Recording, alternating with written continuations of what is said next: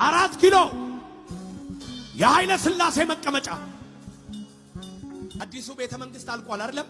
በቃ የ4 ኪሎ ዘንዶ ሞተ። በሰላም መፍታት ያልቻለ መሪ በጦርነት አሸናፊ ሊሆን አይችልም። ሰላም ጤና ይስጥልኝ፣ እንዴት አላችሁ? ዛሬ በዚህ ቪዲዮ ላይ የ4 ኪሎ ዘንዶ እያሉ የሚፎክሩ የሚደነፉ አካላትን ማንነት፣ ተልእኮ፣ ፍላጎት ወዘተ የመሳሰለ ሐሳብ ነው የማጋራችሁ። እስከ መጨረሻው አብራችሁን ቆዩ። ማንነታቸውን በተመለከተ በክርስቶስ ወንጌል በመጽሐፍ ቅዱስ ሽፋን የተሸፈኑ ኢትዮጵያዊ ማንነት ያላቸው ነገር ግን እሳቢያቸው ምናልባትም የጀርመንን የፖርቹጋልን ወይም ደግሞ የአውሮፓን የሚስዮናውያንን ተልእኮ ይዘው የመጡ ስንኩል አእምሮ ያላቸው በኢየሱስ ክርስቶስ ስም በርካታ ነውር የሚፈጽሙ እንደ ቃሉ የማይኖሩ ለፍላፊዎች ሲሞናውያን ፓስተሮች ናቸው። ማንነታቸው ይሄ ነው ባጭሩ። ምናልባትም በደም የኢትዮጵያዊ ዜግነት ያላቸው ነገር ግን ሐሳባቸው ግን ሌላ የሆነ ማለት ነው። ማንነታቸው እሱ ነው። ተልኳቸውስ ምንድነው ከተባለ ኢትዮጵያ የምትባለዋን ሀገር ማፈራረስ፣ ኦርቶዶክሳዊት ቤተክርስቲያንን ማጥፋት። ኢትዮጵያ ሀገረ እግዚአብሔር ስትባል ስለነበረ እየተባለችም ስላለች የዚህ ቅናት ያንገበገባቸው ወይም ደግሞ በዚህ ቅናት ውስጥ ሰዎች ናቸው። የ4 ኪሎ ዘንዶ የሚሉትስ ማን ነው ከተባለ እንግዲህ ዛሬ ላይ 4 ኪሎ ማን እንዳለ ይታወቃል። የብልጽግና መንግስት ነው። መሪው ደግሞ ዶክተር ጠቅላይ ሚኒስትር አብይ አህመድ ነው። ነገር ግን እነሱ ግን የ4 ኪሎ ዘንዶ እያሉ በተደጋጋሚ በተለያየ አደባባይ ላይ የ4 ኪሎ ዘንዶ እያሉ ያጓራሉ። የሚያስጓራቸው ለምንድን ነው? የሚያዘልላቸው የሚያስደነፋቸው ምንድን ነው ከተባለ እንግዲህ አስቀድሜ እንደነገርኳችሁ የውጭ ተልእኮ ያላቸው ናቸው እነዚህ ሰዎች። ኢትዮጵያን ማፍረስ፣ ኦርቶዶክሳዊት ቤተክርስቲያን ማጥፋት፣ ይሄ ተልኳቸው ነው። የኢትዮጵያ ታሪክ ኢትዮጵያ የመጣችበት ኦርቶዶክሳዊት ቤተክርስቲያን በኢትዮጵያ ወንጌልን የሰበከችበት አመጣጧ ታሪኳ ያበሳጫቸዋል፣ ያናድዳቸዋል፣ ያስጎራቸዋል። ይሄ ደግሞ የት ነው ቁልጭ ብሎ የሚታየው? ቤተ መንግስት። ምክንያቱም ያ ቤተ መንግስት የተሰራው በአፄ ምኒልክ ነው። ያ ቤተ መንግስት የተሰራው በኦርቶዶክሳውያኑ በአፄ ኃይለ ሥላሴ ነው። በርካታ አብያተ ክርስቲያናትን ባሰሩ አባቶቻችን ነገስታት ነው። ከእንደገና ደግሞ ኢትዮጵያ የምትባለው ሀገር ስትታሰብ ክህነትን ከንግስና ጋር አስተባብረው የያዙ ኢትዮጵያን የመሩ በርካታ ካህናት፣ ነገስታት፣ መሪዎች ስለነበሩ የነሱ ታሪክ ደግሞ እዛ ቤተ መንግስት ላይ ቁልጭ ብሎ ስለተቀመጠ ያስጓራቸዋል ማለት ይሄ ነው። ለዚህ ደግሞ የሚጠቅሷቸው የሐሰት ትርክቶች የሚያምጧቸው አመክንዮች ግልጽ ሆኖ ይታወቃል። ስለዚህ ከዚህ አንጻር እነዚህ ሰዎች በጊዜ ኃይል ይባሉ ይገባል የሚል ሐሳብ አለ።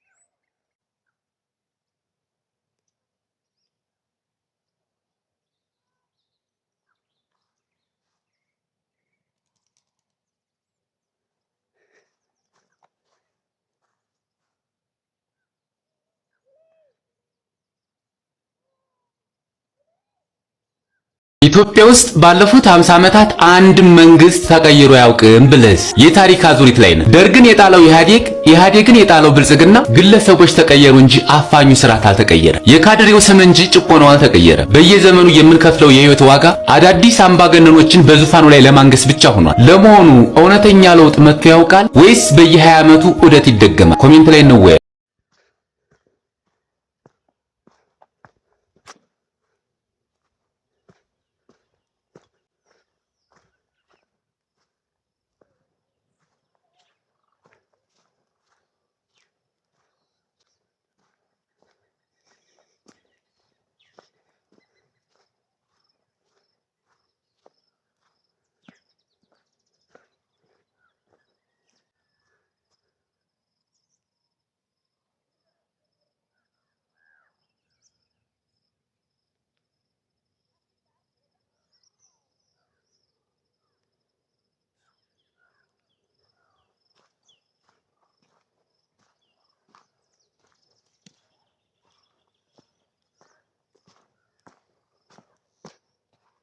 በሰላም መፍታት ያልቻለ መሪ በጦርነት አሸናፊ ሊሆን አይችልም። ጦርነት አሸናፊ ያለው የሚሉ ውሸታቸውን ነው። ሰላምን ማስተዳደር ያቃተው ደካማ አእምሮ ትርምስን ሊያሸንፍ አይችልም። ሚሊዮኖች አልቀው አሸነፍኩ የሚል መሪ ካለ እሱ አሸናፊ ሳይሆን ወንጀለኛ ነው። ሰላም ብልህነትን ትጠይቃለች። ጦርነት ግን የቂሎች መደበቂያ ናት። አሁን ንገረኝ፣ ሀገር የሚመራው በጭንቅላት ነው ወይስ በክላሽንኮቭ? ለመሆኑ በሰው ሕይወት የሚገኝ ድል ነው ወይስ ወንጀል? እውነቱን መጋፈጥ የምትችል ካለ ኮሜንት ላይ ሐሳብን አስቀምጥ። እግዚአብሔር ጦርነት ይወዳል እንዴ?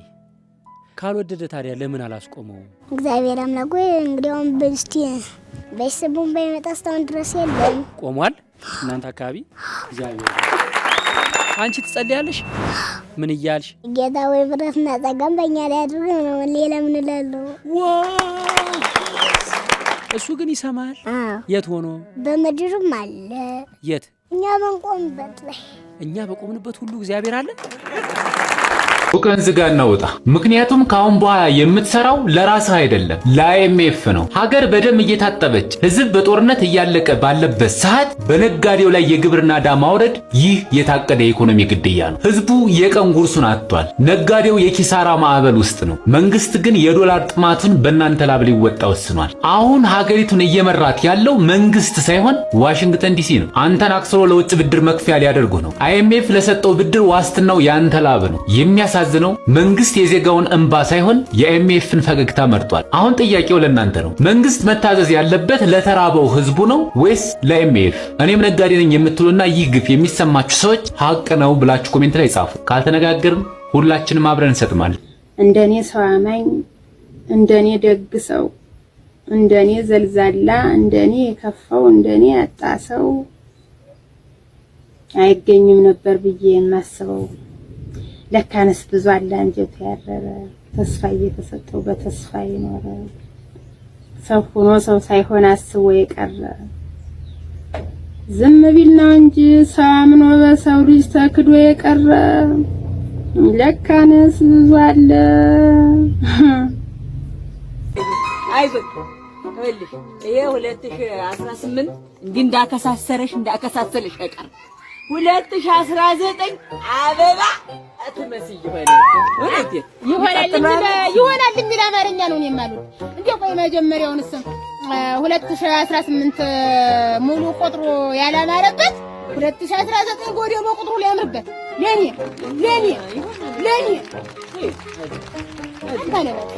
ግልጽ ነው መሆን አንቺ